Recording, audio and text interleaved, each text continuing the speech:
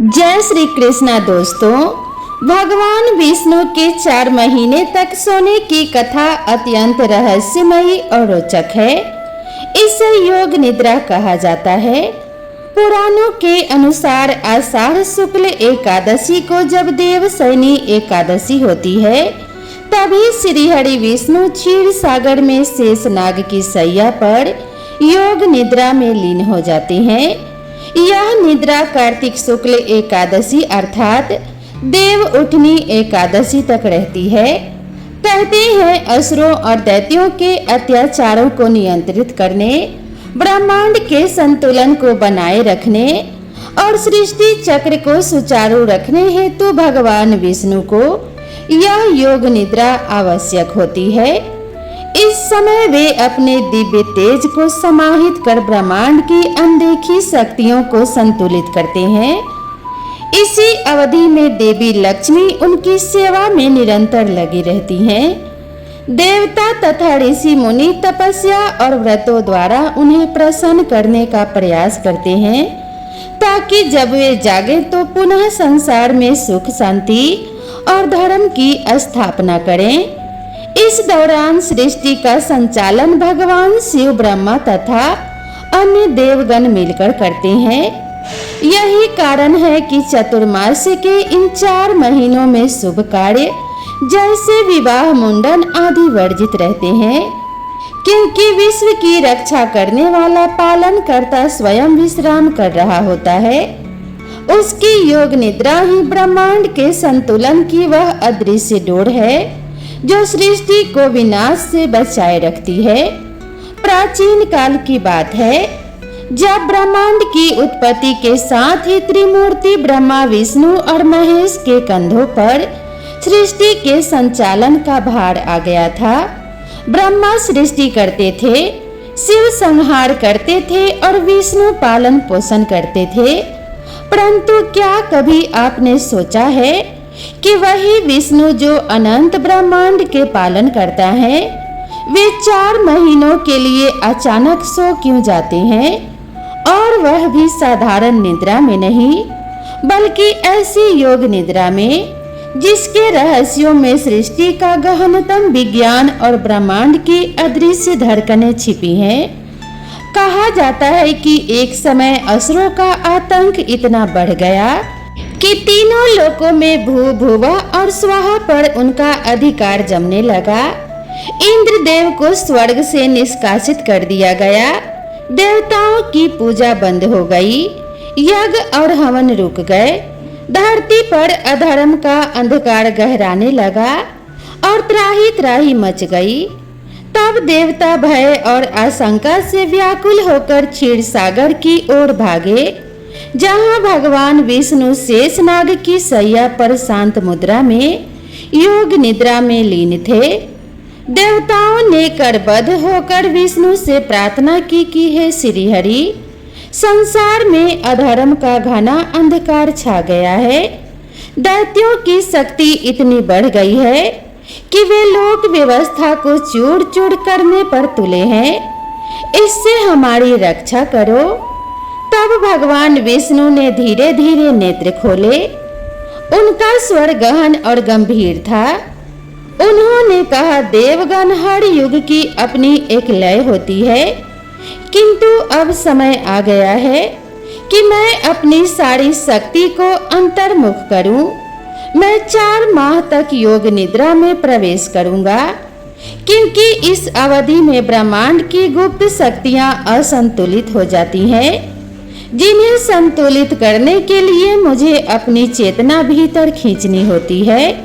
पर निश्चिंत रहो, मेरी यह निद्रा भी जगत के कल्याण के लिए ही होती है और इस बीच तुम्हारे कष्ट हरने का दायित्व भगवान शिव, देवी लक्ष्मी और ब्रह्मा को सौंपता हूँ।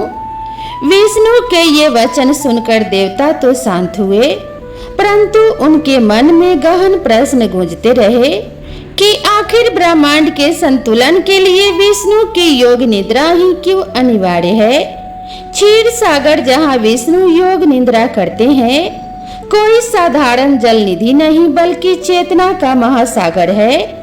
पुराणों में कहा गया है, कि क्षीर सागर में अनंत दिव्य तरंगे निरंतर कंपन करती रहती है।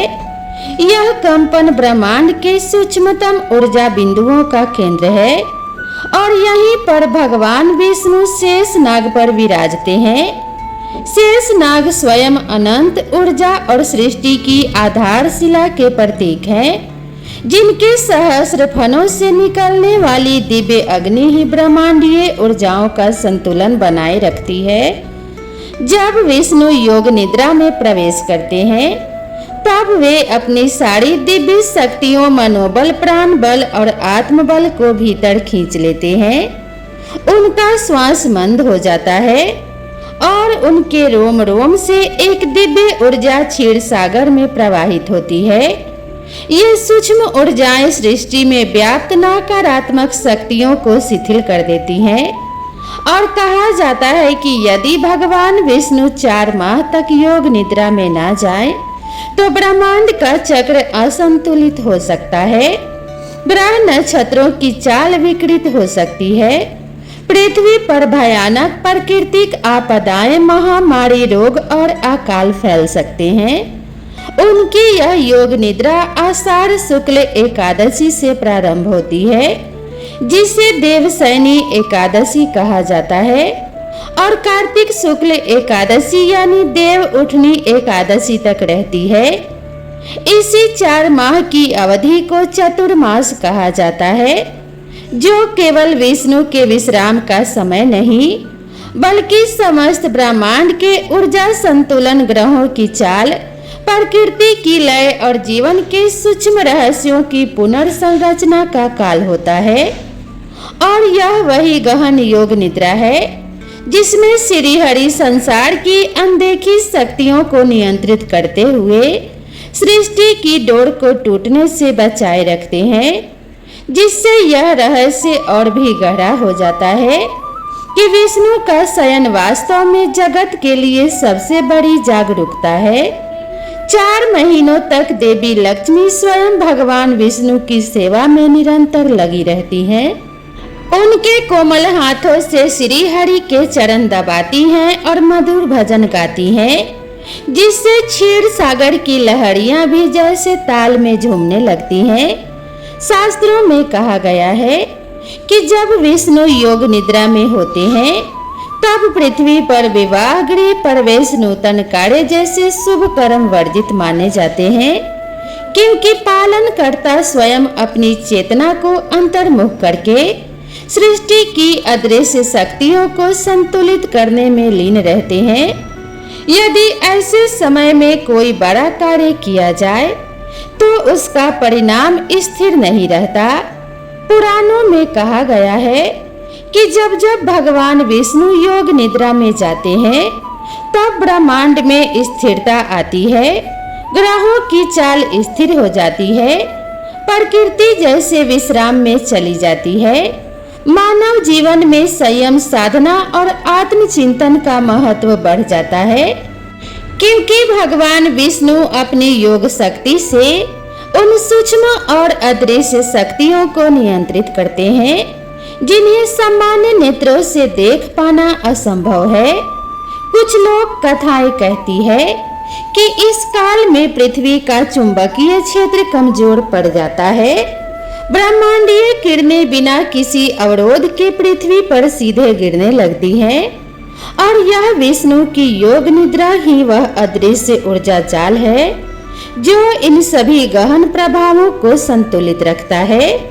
भगवद गीता में स्वयं श्री कृष्ण कहते हैं कि ना मैं केवल जागृत अवस्था में ही जीवित रहता हूँ और ना ही निद्रा में ही मृत हो जाता हूँ, बल्कि मैं हर स्थिति में समभाव से स्थित रहता हूँ।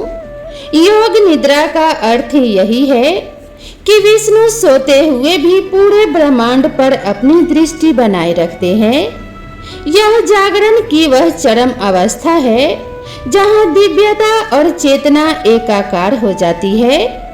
स्कंद पुराण में वर्णित कथा के अनुसार जब असुर बलि ने अपने अद्वितीय पराक्रम और तपोबल से तीनों लोकों पर विजय पाली और देवगण भय और चिंता से व्याकुल होकर क्षीर सागर में पहुंचे, जहां भगवान विष्णु शेषनाग की सैया पर गहन योग निद्रा में लीन थे। तब देवताओं ने करबद्ध होकर माता लक्ष्मी से प्रार्थना की कि हे माँ, श्री हरि को जागृत कीजिए। असुर बलि अपने अपार बल और अभिमान के कारण समस्त लोगों को निगल जाने पर तुला है। यदि समय रहते कुछ नहीं किया गया तो सृष्टि का संतुलन नष्ट हो जाएगा। लक्ष्मी जी ने तब अपने कर कमलों से श्री हरि के चरणों को कोमलता से दबाना प्रारंभ किया और मधुर गीतों की स्वर लहरियां क्षीर सागर में फैल गई, जिनकी दिव्यता से स्वयं लहरें मोहित हो उठी।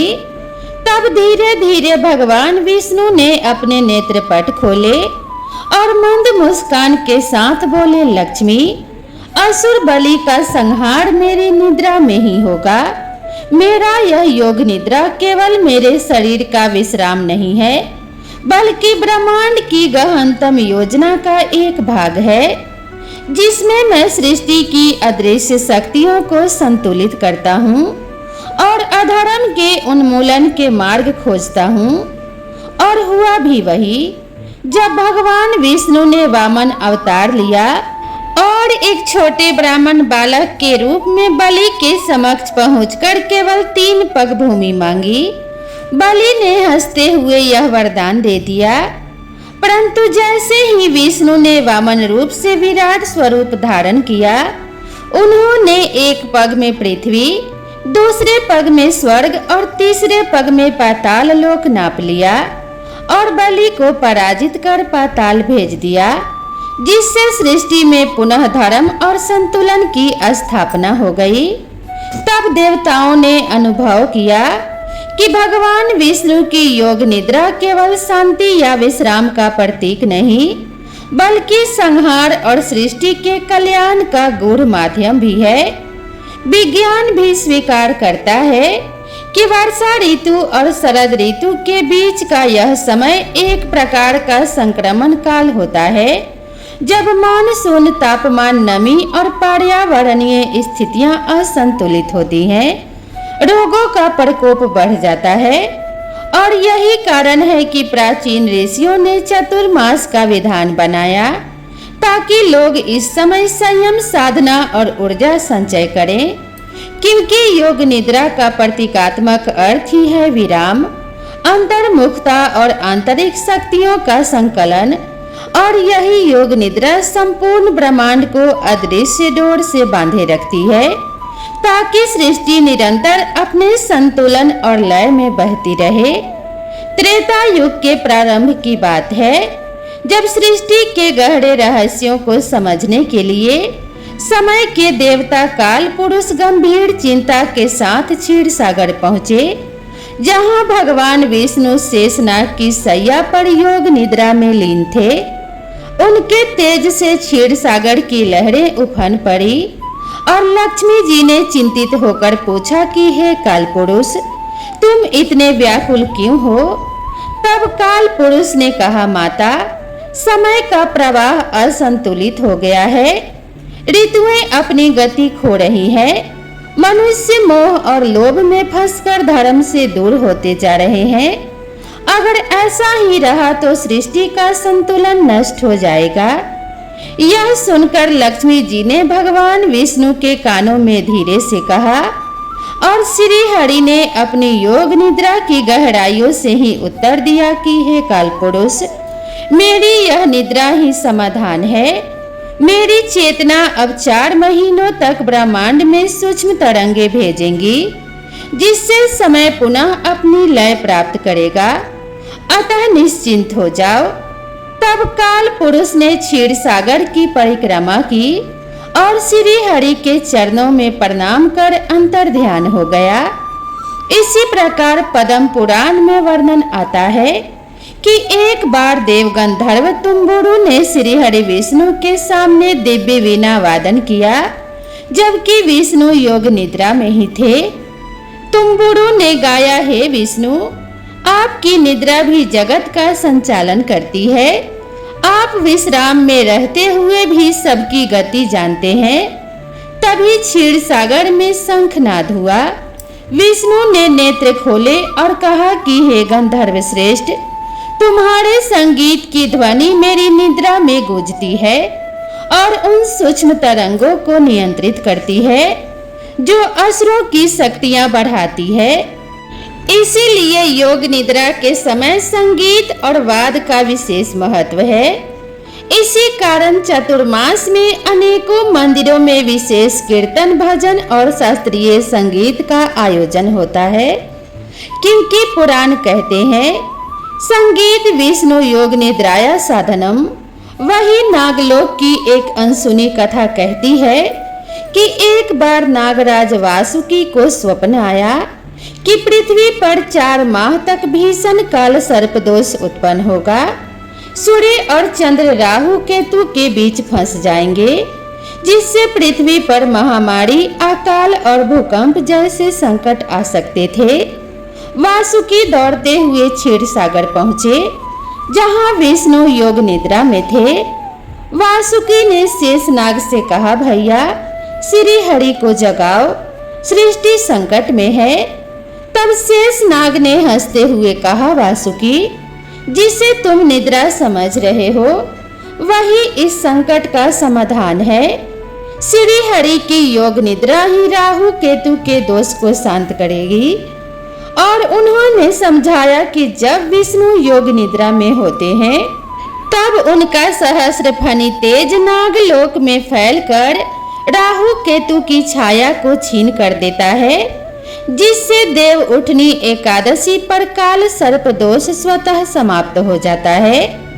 इस कथा ने सिद्ध कर दिया कि ज्योतिष के गुप्त दोष भी विष्णु की योग निद्रा के अधीन रहते हैं। इसी प्रकार ब्रह्मवैवर्त पुराण में वर्णित है कि एक बार ऋषि दुर्वासा, जो सदा क्रोध में रहते थे, क्षीर सागर जा पहुँचे और देखा कि भगवान विष्णु योग निद्रा में है। दुर्वासा बोले, भगवान सृष्टि संकट में है और आप सो रहे हैं, यह तो स्वधर्म का त्याग है। तब विष्णु ने मंद मुस्कान के साथ नेत्र खोले और कहा कि हे दुर्वासा, मेरी यह निद्रा ही धर्म की रक्षा है। इस निद्रा में मैं सृष्टि के भीतर जाकर अधर्म की जड़ों को काटता हूँ, यहाँ तक कि तुम्हारे क्रोध की ज्वाला भी मेरी निद्रा को शांत करती है। यह सुनकर दुर्वासा को ग्लानि हुई और उन्होंने कहा, प्रभु, मैं अनर्थ सोच रहा था। आपकी योग निद्रा ही सृष्टि का ब्रह्म रहस्य है। तभी से दुर्वासा ने चतुर्मास में मौन धारण करना प्रारंभ किया। इसी से चतुर्मास में मौन व्रत का महत्व बढ़ गया। वही विष्णु पुराण में एक अत्यंत रहस्यमयी कथा आती है, जिसे शिला अवतार की कथा कहते हैं, जहां विष्णु ने देवताओं से कहा, मेरी योग निद्रा के 4 महीनों में मेरी चेतना कुछ विशेष शिलाओं में प्रविष्ट हो जाती है, ताकि असुर मेरी शक्तियों का पता न लगा सकें और ब्रह्मांड सुरक्षित रहे। इसी कारण सालग्राम शिला, विष्णु पद शिला और बद्रीनाथ की नीलकंठ शिला को अति पवित्र माना जाता है, क्योंकि कहा गया, योग निद्रा समय विष्णु शिला स्वपि प्रवेशते। वही गर्भो उपनिषद और वृक्षा आयुर्वेद में यह भी कहा गया है कि चतुर्मास में विष्णु की योग निद्रा का असर वनस्पतियों पर पड़ता है। पेड़ पौधे अपनी ऊर्जा भीतर समेट लेते हैं, शाखाएं कम बढ़ती है, बीज भीतर ही भीतर पकते रहते हैं। यह दिखाता है कि योग निद्रा केवल भगवान विष्णु की ही नहीं, बल्कि संपूर्ण प्रकृति की घटना है। और गरुड़ पुराण में वर्णन है कि चातुर्मास के समय यमराज का दरबार भी शांत हो जाता है। यमराज विष्णु के पास आकर पूछते हैं, प्रभु, 4 माह में मृत्यु की गति धीमी क्यों हो जाती है? तब विष्णु कहते हैं, जब मैं योग निद्रा में होता हूँ, सृष्टि के स्पंदन मंद पड़ता है, प्राण वायु स्थिर रहती है, इसीलिए जीवन काल बढ़ जाता है और प्राणी अपने कर्म सुधार कर सकते हैं। इस पर यमराज ने कहा, प्रभु, आपकी निद्रा भी जीवन दान है और तभी से कहा जाता है कि चातुर्मास में पुण्य कर्म करने से मृत्यु भी टल सकती है। इस प्रकार से समस्त कथाएं हमें यह सिखाती हैं कि भगवान विष्णु की योग निद्रा कोई साधारण विश्राम नहीं, बल्कि प्रकृति, समय, ग्रह, नक्षत्र और मृत्यु आत्मा, इन सब के गहरे रहस्यों को जोड़ने वाली अदृश्य डोर है, जिसमें सृष्टि का प्रत्येक रहस्य छिपा है। चाहे वह काल पुरुष की चिंता हो, राहु केतु का ग्रह दोष, वृक्षों का मौन, यमराज की गति या पत्थर में समाहित दिव्यता, सब कुछ योग निद्रा की गहराइयों में ही समाया हुआ है। क्योंकि योग निद्रा है सृष्टि की वह मौन संगीत है, जिसके बिना ब्रह्मांड की धारा बह ही नहीं सकती। इस तरह भगवान विष्णु की योग निद्रा केवल उनके विश्राम की कथा नहीं, बल्कि सृष्टि के गहन रहस्यों और ब्रह्मांड की अदृश्य डोरों को जोड़ने वाली एक अनंत यात्रा है, जो हमें यह सिखाती है कि बाहर से चाहे सब शांत दिखे, पर भीतर कितनी दिव्य हलचलें और योजनाएं चल रही होती हैं। तो प्रेम से बोलिए श्री हरि विष्णु भगवान की जय, माता लक्ष्मी की जय। दोस्तों, आप सभी को यह कथा कैसी लगी कृपया कमेंट करके जरूर बताएं। वीडियो पसंद आई हो तो वीडियो को एक लाइक जरूर करें और इसी तरह की नई नई कथाओं और नई नई कहानियों के लिए मेरे चैनल से जुड़े रहें। तो मिलते हैं इसी तरह की नई कथा और नई कहानी के साथ। तब तक खुश रहिए, स्वस्थ रहिए, अपना और अपने परिवार का ध्यान रखिए। राधे राधे।